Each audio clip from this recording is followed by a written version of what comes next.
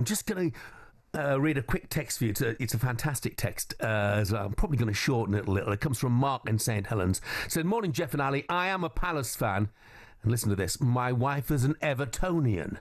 My wife did a fantastic Crystal Palace party at home in St Helens, doing the house up and also doing his dad's grave up. He went to the 1990 final with him.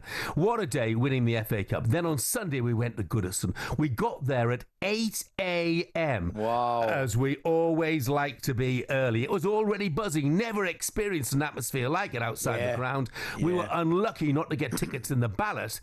But after yesterday, I'm glad we were part of the crowd outside, even as it kicked off at 12. Walking back to the car, the streets around the ground looked like the aftermath of an Alan Brazil house party with cans and bottles everywhere. No idea how Ali managed to get in, as you could not move. The best weekend of football I've ever had in my life." Spot on. Well said, Mark. Spot Sounds on. an absolutely brilliant weekend. Now, Crystal Palace picking up their first major trophy in the club's history. And up next, we're talking to this man.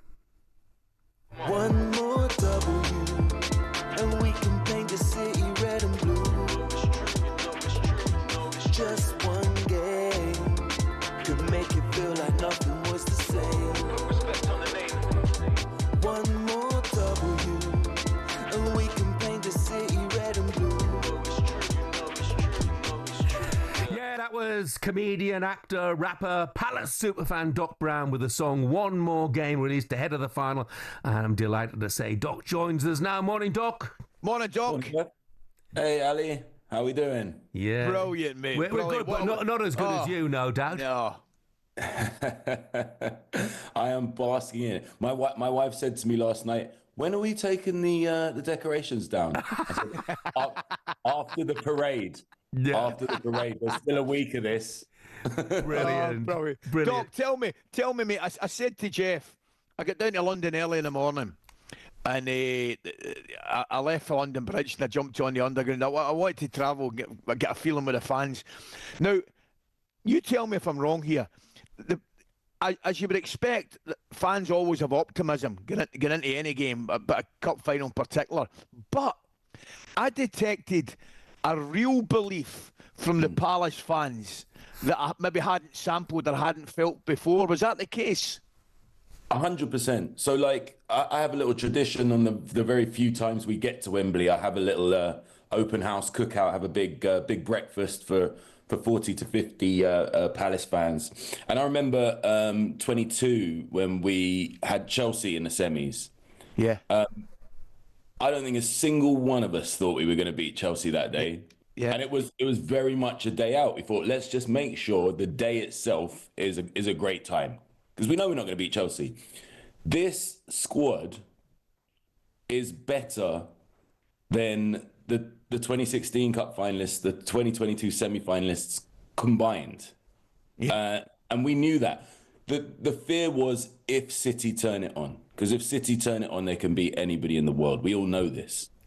So we were thinking, okay, Haaland's back, but he's not necessarily match sharp.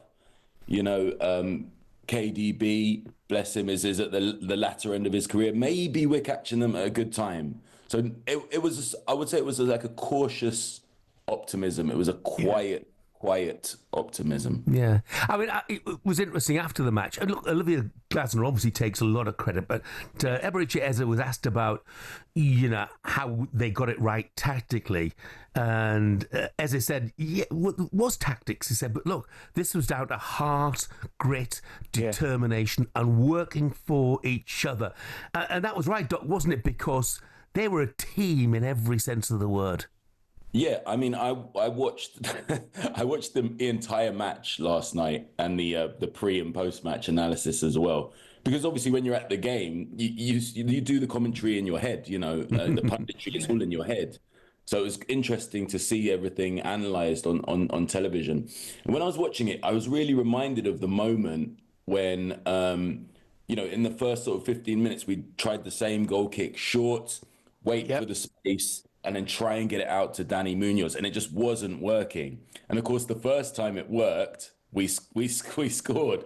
So that was the tactical side. But Ebbs is exactly right, because rewatching that game, the work rate of every single player, some unsung players as well, Daichi Kamada, Tyreek Mitchell, Chris Richards. Chris Richards won everything in the air.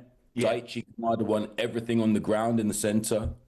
And Tyreek Mitchell ran his socks off to keep up with his opponent. Danny Munoz versus Doku from finish was like a sideshow. It was just fascinating to see these two hard runners up against each other. And you saw in every Palace player, there seemed to be not just that team structure, but an individual desire, an individual pride to say, I'm going to have the game of my life. And that ran throughout the team. It was funny, Doc, because before I left, I was going down, I was talking to my boys about the game. And I said, I've got a sneaky for Palace, I said to the lads, I've got a sneaky for Palace.